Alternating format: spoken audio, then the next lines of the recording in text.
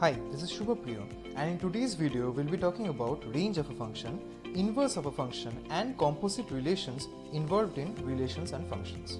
Please do follow us on our Facebook, Instagram and Telegram channels for your daily dose of math and physics. Let's get started with our JEE problems. So in today's class we'll be discussing the second part of relations and functions. So this is a far advanced class compared to what we have done previously. In this, the first question that we are going to do is this. If a function, the domain is given as 2 to infinity and range is given as b, defined by f of x equal to x square minus 4x plus 5 is of bijection, then b has to be equal to, there are 4 choices given. So let's see what do you mean by bijection. Previously we also told that bijection means it's both a one-to-one function and an onto function. So I'm not going into what is a one-to-one function and an onto function that we have done in the previous class itself. So the main thing is it's both one-to-one and onto. Now any polynomial function is definitely a one-to-one function. So I am not looking into whether there are any other possibilities. The only thing which we are going to examine today is whether it's onto or not. So let us take y equal to x square minus 4x plus 5 and try to find out the value of x. Let's try to make x the subject. So 0 equal to x square minus 4x plus 5 minus y. Now if we are taking y as a constant, I can write it in this way.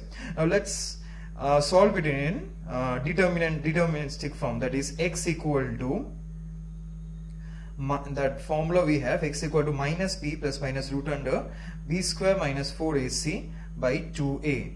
So let's see, so 4 plus minus root under 4 square, that is 16, minus 4ac, that is 4 into 5 minus y, divided by 2 into a is 1.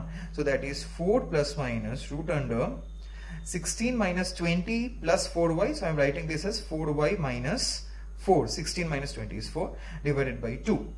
Therefore we have got a particular value of x which will exist only when this quantity exists, and for this to exist we know that 4y minus 4, which is under a root, should always be greater than or equal to 0.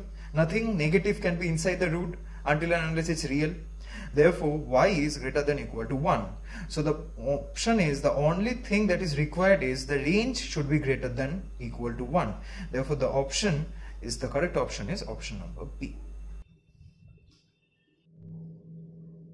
So today's second problem deals with the inverse of a function. Now the first thing to note is inverse of a function only exists when the function is a bijection function, that is both one-to-one and onto. In this case, the domain of the function is given as R. Domain means the x values will be R, and the range of means, that is the f of x values should be lie between minus 1 to 3. And the function is defined as f of x equal to e to the power x minus e to the power minus x by e to the power x plus e to the power minus x plus 2. So the fastest way to do it is to consider this to be equal to y and solve for x, just like we did in the previous case. So we'll take 2 on this side, so 1 minus 2 equal to so y minus 2 equal to e to the power x minus e to the power minus x by e to the power x plus e to the power minus x. Now we will apply something which we have learned in class 9 in ratio and proportion. We will apply componendo dividendo, that is the numerator plus the denominator divided by numerator minus the denominator. So y minus 2, here the denominator is 1, plus 1 by y minus 2 minus 1 equal to e to the power x minus e to the power minus x plus e to the power x plus e to the power minus x divided by e to the power x minus e to the power minus x minus e to the power x minus e to the power minus x. I have simply added the denominator to the numerator and subtracted the denominator to the numerator in the fraction. So this becomes y minus 1 y minus 1 by y minus 3, and this becomes 2e to the power x divided by minus 2e to the power minus x, which is equal to nothing but minus e to the power 2x. So now if I take the negative sign here, I will get y minus 1 by 3 minus y, because negative can go inside the denominator, equal to e to the power 2x. Which means if I take log on both sides, the only tool which we have for a power is log, will give us log of y minus 1 by 3 minus y equal to 2x. Always write your fraction inside a mod when you are writing log. So x equal to half of log of y minus 1 by 3 minus y. Now the variables will not matter that much. That's why the inverse of the function can be written down in terms of x is equal to half of log of x minus 1 by 3 minus x, and that is equal to log of x minus 1 by 3 minus x to the power half, because we know that log power will always rise up, the coefficient will also always rise up to the power. So the correct option is option number D. Today's last problem is a very tricky problem. It deals with relations. It looks very simple, but there is a lot of things going on inside this problem. Let us do this properly. So this is a very important problem for your JEE Maths, and this type of problem is definitely expected out of advanced also. So let's see. There is a relation given A to B, where A is a set of 4 positive integers, B is a set of 3 positive integers, such that R is defined as A less than B. Then R of R inverse. So this is the first time we are dealing with inverse of a relation. So let's write the sets first. What is R? So R should be defined as A less than B. Therefore R equal to, if you see the sets properly, it will be 1, 3, 1, 5, because 1 is less than 3 and 1 is less than 5, 2, 3, 2, 5, 3, 5, and ultimately 4, 5. Okay, what will be R inverse? R inverse will just mean that the relation is having domain and range opposite. That is, I will get 3, 1, 5, 1, 3, 2, 5, 2, 5, 3, 5, 4. But the question is not this. The question is you have to find R of R inverse. So the first thing that I need to know here is R inverse. So R inverse, you can see for R inverse the input is 3, 5, that's it, and the output is 1, 2, 3, 4.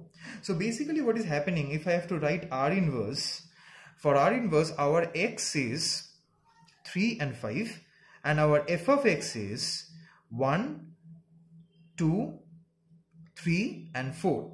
So now first let us concentrate on our x of R inverse. So when 3 is the input for R inverse, what am I getting as an output? I am getting as 1 or 2. On the other hand, when 5 is the input for our R inverse, we are getting output as 1, 2, 3 or 4. When 1 is the input, we are not getting anything. The only inputs are 3 and 5. Now this is R inverse. So now what will act on R? According to the problem, R will act on the output which R inverse has given. So R will act on 1. And what will R return after it acts on 1? It will either return a 3 or it will return a 5. So if I have to write R of R inverse here, I will write the sets here. So the first thing is, see the chain properly. It will be 3 input, 3 output. 3 input, 5 output. Now when we come to the second case, 2 in case of R will also return 2, 3 and 2, 5. So it will be 3 and 5. But the input of the entire R of R inverse is actually 3 and the outputs are 3 and 5. So similarly 3 and 5 we have got. Now if we come into 5 as an input of R inverse, I have got 1, 2, 3 and 4, which R will act upon.